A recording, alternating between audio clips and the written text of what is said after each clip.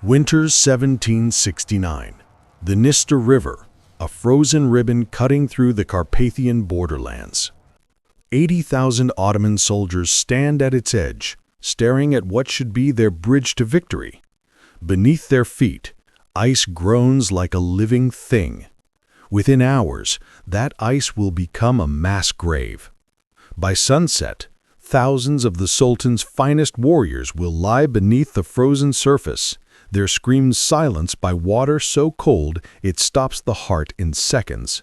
This isn't a battle. It's nature weaponized. And the Russians didn't fire a single shot. Think about this for a moment. An entire army, 80,000 men, artillery trains, supply wagons, war horses, all trusting their lives to frozen water. One miscalculation, 1 degree too warm, one moment of panic. That's all it took to turn the Sultan's grand offensive into history's most horrifying retreat. Here's what makes this story truly unbelievable. How did Russian commanders know the ice would fail? What tactical mistake did the Ottomans make that turned geography into their executioner? Why did veteran soldiers who'd faced Russian steel without flinching die screaming in water they could see through?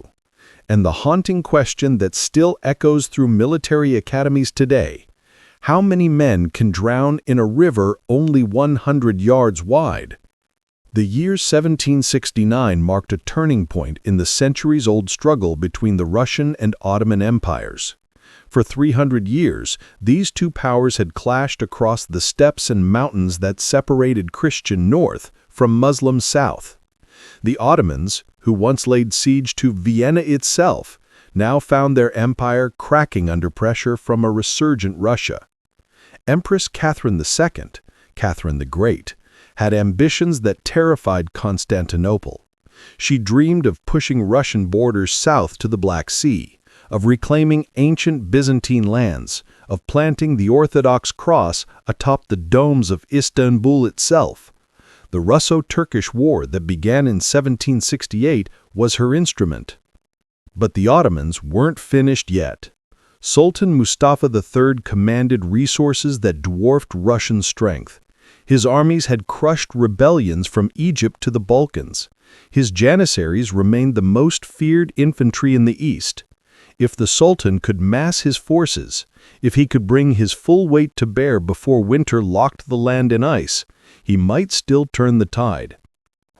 The strategic situation was desperate on both sides. Russian armies had pushed deep into Moldavia and Wallachia, the buffer states between empires. Ottoman fortresses along the Danube were falling one by one.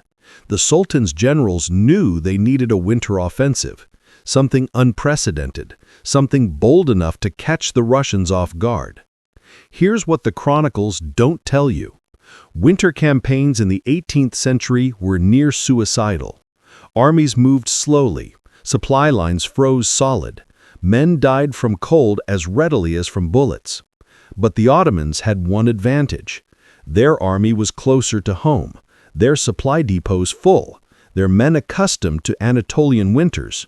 If they moved fast, if they struck before the Russians could consolidate, they might retake everything lost in the summer campaigns. In November 1769, Grand Vizier Muldavanji Mehmed Pasha assembled the largest Ottoman field army in a generation. 80,000 warriors gathered in the fortress towns along the southern Dniester. The corps consisted of 20,000 janissaries, the Ottomans' elite infantry, men who'd never known defeat in open battle. Supporting them, 30,000 Sipahi cavalry, armored lancers descended from the horsemen who'd conquered Byzantium. The remaining 30,000 were Tatars, Moldavian auxiliaries, and provincial levies. But the real strength lay in the artillery train, 150 bronze cannon, some weighing over 2 tons each, siege guns that could reduce fortresses to rubble, field pieces that turned infantry formations into red mist. Each gun required a team of horses and a heavy wagon for ammunition. The artillery alone stretched for 3 miles when on the march. The plan was elegant in its simplicity. Cross the Dniester before deep winter set in, drive north into Russian-held Moldavia, retake the key fortresses of Khotin and Soroka, force the Russians back across the Dnieper. By spring, the Ottomans would be dictating peace terms from positions of strength. There was just one problem: the Dniester River. In summer, the Dniester was a natural barrier, 100 yards wide in places, swift current, no fords suitable for army crossings. The Ottomans would need pontoon bridges, time, and luck. But in winter, nature provided a bridge of ice. Ottoman scouts reported the river had frozen solid by late November. Perfect conditions for crossing. Or so they thought. What the Ottomans didn't know, what their scouts couldn't tell them, was that 1769 was an unusual winter. Warm air from the Mediterranean was pushing north, meeting Arctic winds from the steppes. The temperature along the Dniester fluctuated wildly, freezing at night, rising above freezing during the day. The ice was forming, yes, but not uniformly, not reliably. Russian commanders understood ice. They knew that river ice needs sustained cold to bear weight. They knew that current affects thickness.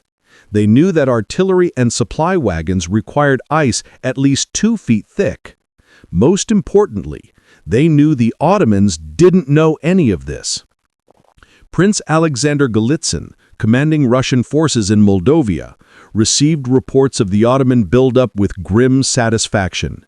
His army numbered only 25,000. Badly outnumbered, but he had something the Ottomans lacked: local knowledge. Moldavian scouts who knew every crossing of the Dniester. Cossacks who'd hunted along its banks their entire lives. They all said the same thing: the ice wasn't ready. Another week of cold, maybe, but not yet. Golitsyn made a decision that would save his army and doom the Ottomans. He pulled his forces back from the river crossings.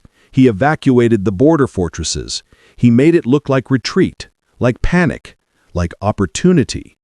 The Ottomans took the bait. On December 3, 1769, Grand Vizier Mehmed Pasha gave the order his army had been waiting for: cross the Dniester. The die was cast. Dawn broke cold and gray over the Dniester on December 3rd. Ottoman forward units approached the crossing point near the town of Rashkovo, where the river narrowed to barely 80 yards. The ice stretched before them, white and solid-looking, a highway to victory. The first units across were Tatar light cavalry, 200 horsemen, each mount weighing perhaps 800 pounds with rider and equipment. They spread out, testing the ice, moving carefully. The surface held. Scouts reported back: the ice is solid, the crossing is safe. Here's where experience would have saved thousands of lives. Those Tatar horses weighed nothing compared to what was coming. A janissary in full kit carried 60 pounds of equipment.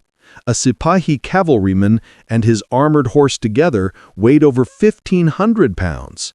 The math was simple, but no one was doing it. By 9 a.m., the main body began crossing. Janissary regiments in tight formation, 1,000 men at a time. The ice held, but it groaned. Veterans later described the sound, like distant thunder, like a giant breathing beneath their feet. Some men hesitated. Others mocked them for cowardice. "Keep moving, the ice is 2 feet thick." Except it wasn't. Not everywhere. The current in the center of the river ran faster, warmer. The ice there was perhaps 10 inches thick. Enough for men on foot. Barely enough for loaded horses. Not nearly enough for what was coming. The first disaster struck at 10:30 a.m. A supply wagon, overloaded with barrels of powder, was halfway across when the ice beneath it gave a sharp crack. The sound carried across the entire crossing zone. For a moment, everything froze. Then, with a groan like a dying beast, a section of ice 20 feet across collapsed. The wagon, its team of 4 horses and 3 soldiers riding on top, plunged through the ice. The water beneath was perhaps 15 feet deep, and cold enough to stop the heart in seconds. The horses screamed, a sound that haunts every account. The men didn't even have time to scream.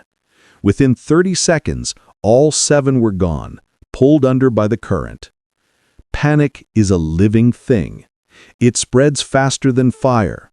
Soldiers near the break turned to run, but behind them, thousands more were pushing forward, unaware of what had happened.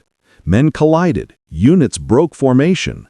The disciplined Ottoman advance became a mob. Mehmed Pasha, watching from the southern bank, saw his worst nightmare unfolding. The crossing was turning into chaos, and his artillery hadn't even started to cross yet.